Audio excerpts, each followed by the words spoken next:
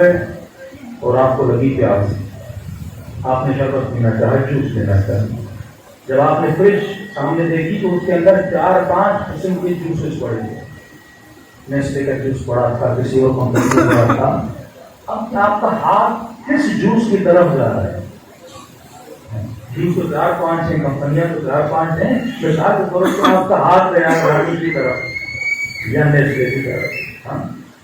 سب ایک جوس کو نہیں اٹھاتے، ایک بندہ کسی ایک جوس کو اٹھاتا ہے، دوسرا بندہ کسی اور جوس کو. تو یہ میرا محرک کون تھا جس نے مجھے کہا کہ یہ اٹھا یہ نہ اٹھا؟ اصل کمال انسان یہ ہے کہ انسان جو سلیکٹ کرتا ہے وہی انسان کی قیمت ہوتی ہے. مولا سے پوچھا، مولا انسان کی قیمت کیا ہے؟ فرمایا تیری قیمت وہی ہے جو تو چنتا ہے. ہم اپنی قیمت خود لگاتے ہیں، دنیا والے نہیں لگاتے. شمر نے خود اپنی قیمت لگائی، ابن سعد نے خود اپنی قیمت لگائی. کسی نے رائے کی حکومت، کسی نے مال، کسی نے دولت، کسی جگہ نے حسین خاتون کی قیمت لگائی. تو خود سلیکشن کر کے اپنی قیمت لگاتا ہے. لیکن کامیاب وہ ہوتا ہے جو اپنی قیمت سب سے بڑی لگاتا ہے. اور کربلا میں اگر کامیاب ہوا تو ہوا، کیونکہ کسی نے قیمت دولت لگائی، کسی نے قیمت حکومت لگائی، لیکن اور نے اپنی قیمت جنت لگائی. اور حقیقت میں تیری قیمت بھی جنت ہے، خود کو سستا نہ بیچا کر. لیکن سوال یہ ہے جب میں کسی چیز کو سلیکٹ کرتا ہوں تو اس کو سلیکٹ کیوں کرتا ہوں؟ اس مائنڈ میں کوئی نہ کوئی تو محرک ہے نا جو مجھے اور میرے ہاتھ کو مثلاً اس جوس کی طرف لے کر جا رہا ہے، فلاں گاڑی کی طرف لے کر جا رہا ہے، فلاں چہرے کی طرف لے کر جا رہا ہے، فلاں یونیورسٹی کی طرف لے کر جا رہا ہے.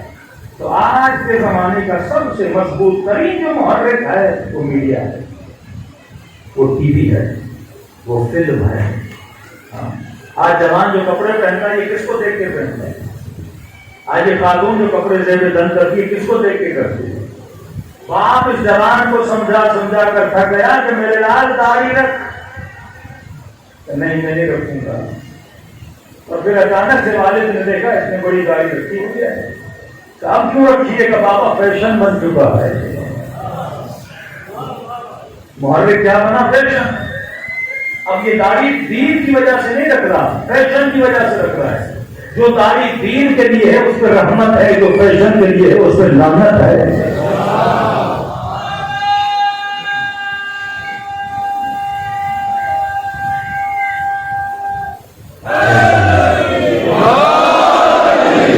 اب اسلام کہتا ہے کہ تیرا محرک جو بھی ہو اس کو عقل کے ترازو میں تولا کر. اگر عقل اسے ایکسپٹ کرے اسے انجام، لیکن اگر عقل اسے ایکسپٹ نہیں کرتی، کیونکہ تیرے اندر کا جو نبی ہے وہ عقل ہے. جب تک تمہاری زندگی عقلانی واحد ترین مذہب تشیع ہے جو مذہب عقل ہے.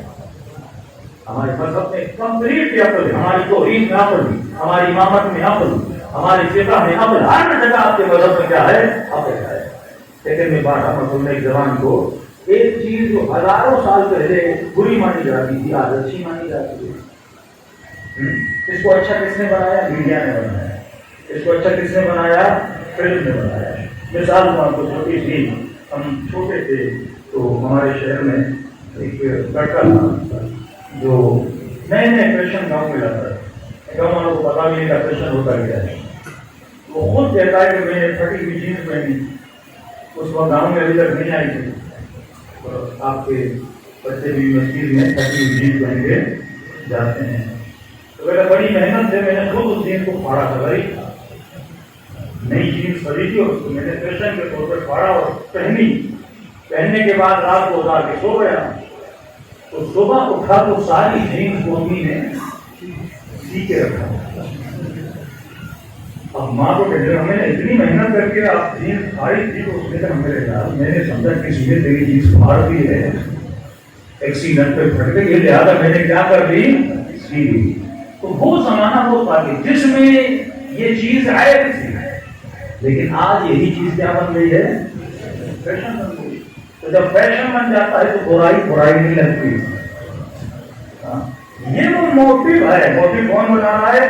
ٹی وی بنا رہی ہے، معاشرہ بنا رہا ہے. لیکن امام حسین فرماتے ہیں تیرا موٹو بیوی نہیں ہونی چاہیے، فیشن نہیں ہونا چاہیے، تیرا موٹو پروردگار عالم ہونا چاہیے، تیرا موٹو امام حسین ہونا چاہیے، جو بھی کرے یہ سوچے کہ جو کر رہا ہوں میرا آقا اس سے راضی ہے کہ نہیں ہے، میرا مولا اس سے راضی ہے کہ نہیں ہے۔ تو میرے عزیز یہ موٹیویشن کب ہوگی؟ جب تم اپنے مائنڈ کو امام حسین جیسا بناؤ۔ یہاں اتنے لوگ بیٹھے ہیں، کوئی انجینئر ہوگا، کوئی ڈاکٹر ہوگا، کوئی اسٹوڈنٹ ہوگا، کوئی مولانا ہے، تو کسی کے ماتھے پہ کبھی لکھا نہیں یہ مولانا ہے۔ علماء فرماتے ہیں انسان وہی ہے جو انسان کے ذہن کے اندر ہے، آپ وہی بنتے ہیں جو آپ کے ذہن کے اندر ہے۔ جب تم انجینئرنگ کا علم اپنے ذہن کے اندر ڈالتے ہو تو انجینئر کہلاتے ہو، جب تم دین کا علم اپنے ذہن کے اندر ڈالتے ہو تو دیندار کہلاتے ہو، جب تم سنگنگ کی نالج اپنے ذہن میں ڈالتے ہو تو سنگر کہلاتے ہو۔ تو جو تم اپنے ذہن میں ڈالتے ہو ویسے تو بن جاتے ہو۔ اب سوال یہ ہے اگر کسی کو سلمان فارسی بننا ہے، اگر کسی کو حسین ابن علی کا کردار اپنانا ہے تو مجھے دیکھنا یہ ہوگا کہ سلمان کے ذہن میں کیا تھا۔ اگر وہی چیز میں اپنے ذہن میں ڈال دوں تو میرا کردار بھی ویسا بن جائے گا جیسا سلمان فارسی کا کردار تھا۔ اسی لیے مولا فرماتے ہیں اے انسان اپنی زندگی کی قدر و قیمت کو جان، اللہ نے تجھے 7 دروازے دیے، جس کو انگلش میں کہوں تو 7 امپورٹ کرنے والی چیزیں دی ہیں۔ یہ آنکھیں تصویروں کو امپورٹ کرتی ہیں، یہ کان آوازوں کو امپورٹ کرتے ہیں، یہ شکم دنیا کے کھانوں کو امپورٹ کرتا ہے۔ تو ورنہ جو تو امپورٹ کرتا ہے وہی پھر قیامت میں ایکسپورٹ ہوگا۔ اگر تم نے اچھی چیزیں امپورٹ کی قیامت میں اچھائی باہر آئے گی، لیکن اگر تم نے برائی کو امپورٹ کیا قیامت میں برائی آئے گی۔ تو فرمایا اے جوان ان آنکھوں کو صحیح ثابت رکھنا، کیونکہ یہ آنکھیں اللہ نے دی ہیں امام زمانہ کی زیارت کے لیے۔ یہ آنکھیں بنی ہی اس لیے ہیں تاکہ تو کربلا کی زیارت کرے، لیکن آج کا جوان جس بیماری میں سب سے زیادہ مبتلا ہے وہ آنکھ کا بنا، اس کا ذریعہ اور وسیلہ یہ موبائل ہے جو اس کے ایک عجیب کلچر جو ہمارے بچوں میں آ رہا ہے وہ کلچر ہے پرائیویسی کا کلچر، یہ ویسٹرن کلچر ہے۔ یہ بچہ کمرے میں ہے، باپ جاتا ہے تو دروازہ نوک نوک کرتا ہے، اور اگر بچے کی بغیر اجازت کے لیپ ٹاپ بھی کھول دیا تو کیا کہتا ہے بابا آپ نے میری پرائیویسی خراب کر دی۔ یہ کلچر اسلام میں نہیں ہے۔ باپ کی بچے پر ولایت ہے۔ بیوی شوہر کو یہ بولے میرا موبائل کیوں چیک کر رہے ہو، تو میری پرائیویسی کے اندر جا رہے ہو۔ یہ کلچر اسلامی کلچر نہیں ہے۔ اسلام میں پرائیویسی کا بھی ایسا کانسیپٹ نہیں ہے جو ویسٹرن رہتا ہے۔ اتنی پرائیویسی اگر بچوں کی ہو گئی اس بچے کو باپ کیسے سمجھائے گا؟ اسلام کا کانسیپٹ یہ ہے کہ والد کی بچے پر ولایت اور حکومت ہے۔ کیوں حکومت ہے؟ کیونکہ یہ ابھی جوان ہے، اس نے تلخ اور شیرین کو چکھا نہیں ہے، لیکن جس نے اپنے بال کو اس معاشرے میں سفید کیا ہے اسے پتا ہے کہ نقصان کیا ہوتا ہے، اسے پتا ہے کہ فائدہ کیا ہوتا ہے، وہ بچے کو بہتر سمجھا سکتا ہے۔ اس لیے فرماتے ہیں عقل مند کی نشانی ہے کہ دوسروں کے تجربے سے فائدہ لیتا ہے۔ اور یہ بڑا رستے سے ہو کر ہے، مجھے پتا چلا اس رستے میں کھڈا ہے، آپ کو نہیں مولانا مجھے جا کر کھڈا دیکھنا ہے تو تمہارا نقصان ہوگا۔ عقل کا تقاضا یہ ہے کہ عقل احتیاط کرتی ہے، احتمال ضرر دیتی ہے، اور احتمال ضرر سے کون بچا سکتا ہے؟ ماں باپ بچا سکتے ہیں۔ دوسرا کلچر جو ویسٹرن کلچر ہمارے معاشرے میں آیا، یہ بچے شادیاں کرنے کے بعد ماں باپ سے جدا ہو جاتے ہیں اور ہمیں سیپریٹ رہنا ہے۔ اس کا نقصان سب سے پہلا کیا ہوتا ہے؟ ایک تو اکنومیکلی نقصان، ساتھ رہیں گے خرچے بچیں گے، جتنے الگ الگ گھر ہوں گے اتنے خرچے زیادہ ہوں گے۔ ایک نوجوان لڑکی بچہ پیدا ہوا، بچہ سنبھال نہیں سکی، بچہ اس کا مر گیا، لیکن جب ایک بچی اپنی ساس کے ساتھ یا نندوں کے ساتھ رہتی ہے تو اس کا ایک فائدہ یہ ہوتا ہے کہ جب بچہ بیمار ہوتا ہے اس بوڑھی کو اس سے زیادہ تجربہ، اس نے 5 بچے بڑے کیے، تو اگر بچہ بیمار ہو گیا 4 نسخے لے گی، اس بچے کو کیا کر لے گی؟ بچا لے گی۔ اسلام جو آپ کو سیٹ اپ دیتا ہے اس سے انسان کی دنیا بھی بنتی ہے، اس سے انسان کی آخرت بھی بنتی ہے۔ سب پر محمد والا انسان قد افلح من زکاہا، اپنا تزکیہ کرتا ہے، تزکیہ کب ہوتا ہے؟ جب انسان علم حاصل کرتا ہے، اور جب علم حاصل کرتا ہے اسے اچھائی اور برائی کا پتہ لگتا ہے۔ مولا سے پوچھا، مولا انسان کا سب سے بڑا دشمن کون ہے؟ کیا یزید میرا سب سے بڑا دشمن ہے؟ کیا شمر میرا سب سے بڑا دشمن ہے؟ کیا شیطان میرا سب سے بڑا دشمن ہے؟ مولا فرماتے نہیں، تیرا سب سے بڑا دشمن تیری اپنی جہالت ہے۔ جہالت ختم ہوگی، تمہارے وجود میں اگر علم آئے گا تو ہر بڑے سے بڑے دشمن سے خود کو بچا سکتا ہے۔ چھوٹی سی مثال دوں، مثلا آپ کو علم جہالت سے کس طرح بچاتا ہے؟ آج جو عوام اتنی گمراہی کی طرف جا رہی ہے اس کی سب سے بڑی وجہ اس کی اپنی جہالت ہے۔ مثال آپ کو دوں کہ مثلا ایران میں ایک بادشاہ تھا شاہ عباس۔ اب مجمع میں کسی کو پتا ہے شاہ عباس کی قبر کہاں ہے؟ تقریباً کسی کو نہیں پتا، مجھے بھی نہیں پتا کہ شاہ عباس کی قبر کہاں ہے۔ اب آپ کو نہیں پتا، ابھی ممبر پر بیٹھا ہوں، میں آپ سب کو کہوں کہ شاہ عباس کی جو قبر ہے وہ ایران کا مثلا ایک شہر ہے بندر عباس، اور وہاں اس کی قبر ہے۔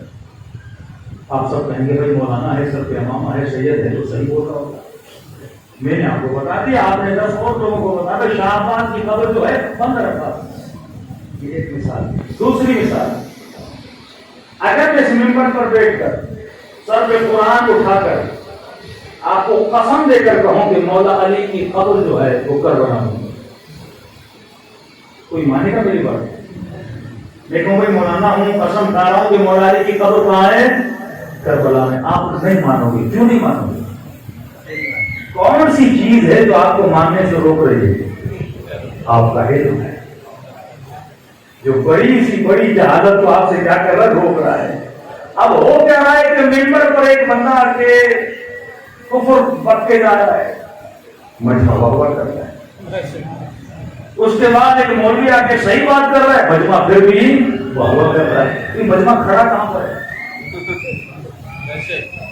کہ اس کو بھی واہ، اس کو بھی واہ۔ ایسا مجمع بنتا کب ہے؟ جب مجمع جاہل ہوتا ہے۔ بھائی جب گلاس خالی ہوگا تو اس میں جو بندہ بھرے گا وہ بھر جائے گا۔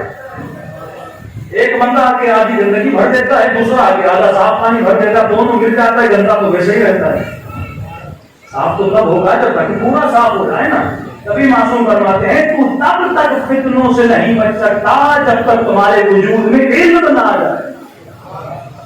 یہ علم ہے جو تمہارے وجود کو پاک و پاکیزہ بناتا ہے، یہ علم ہے جو تمہارے وجود کو طاہر بناتا ہے، جو دشمن کے فتنوں سے تجھے بچاتا ہے۔ اسی لیے علماء فرماتے ہیں کم از کم ایک عالم کے لیے، تو ہم علم دین حاصل کر کے ہمیں تو کہا گیا کم از کم ڈیلی بیسس پہ 200 پیجز پڑھو، تب جا کے تو بہترین عالم بنے گا۔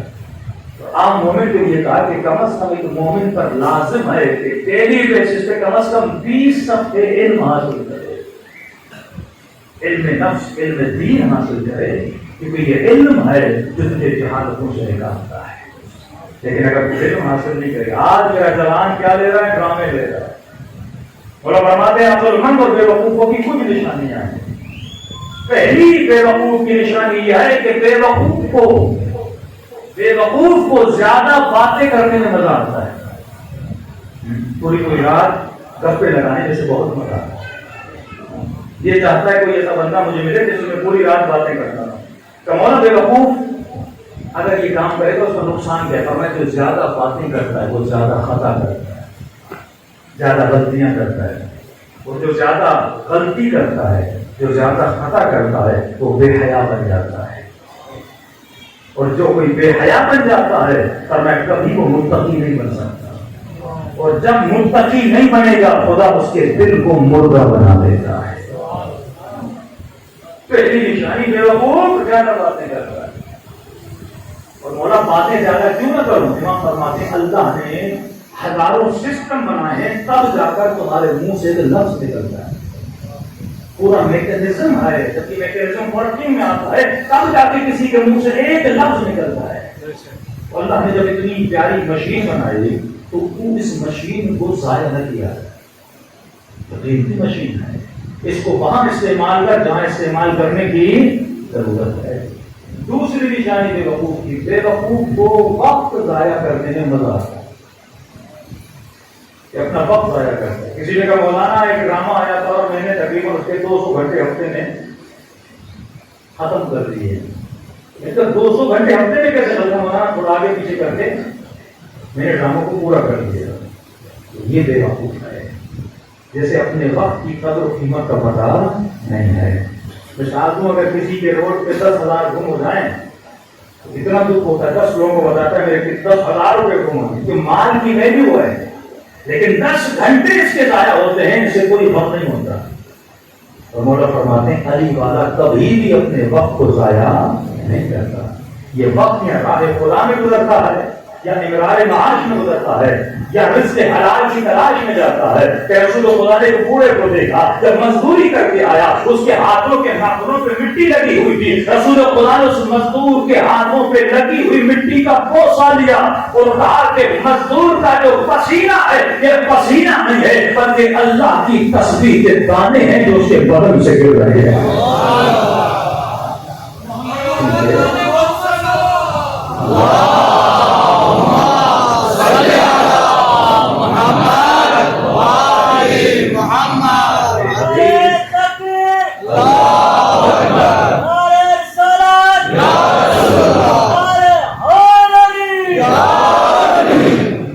میں نے اس جگہ پہ ایک ریسرچ بتائی, امریکہ میں ایک ریسرچ ہوئی, دنیا کے کامیاب ترین لوگ, 500 کامیاب ترین لوگ, انجینئر, ڈاکٹر, سائنسدان, کامیاب ترین لوگوں کی کامیاب ترین عادتیں.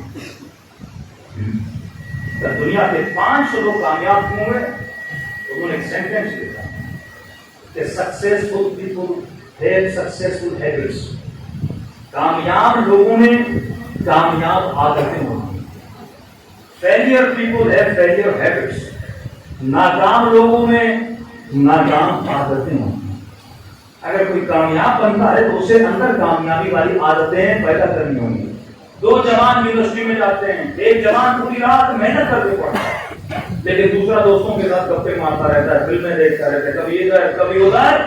4 سال یونیورسٹی کے گزر جاتے ہیں, آخر میں فیل ہو کر باہر آتا ہے. لیکن جس نے اپنے اندر کامیابی کی عادت والی محنت کی, آخر میں اسے بہترین جاب بھی ملتی ہے.